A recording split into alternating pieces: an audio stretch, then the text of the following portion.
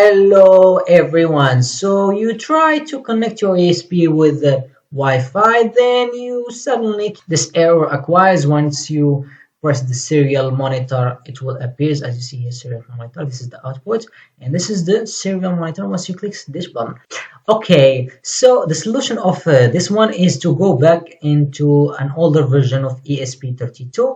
So the version is, let me see here. We will write SP32, and first we gotta remove this version.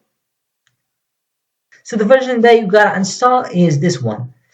Let me see, it is that one. This one doesn't have this error. This error was fixed here, but then all of these versions has this error. I don't know why they still didn't fix it, even though they said on their GitHub page, but they didn't. So you should tune your ESP to an older version, which is 3.07. And as I said, you gotta install this one. Install, and once it is installed, we'll go back. Hello everyone, we're back. So after we install it, don't update it, bro. It has to be 3.0.7. Don't update it.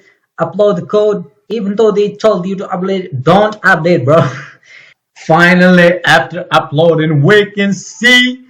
And once we open the serial monitor connecting to Wi-Fi, I alleged the Wi-Fi, and as you see, there is no error, bro. We fixed the thing, so we can now access the ESP32.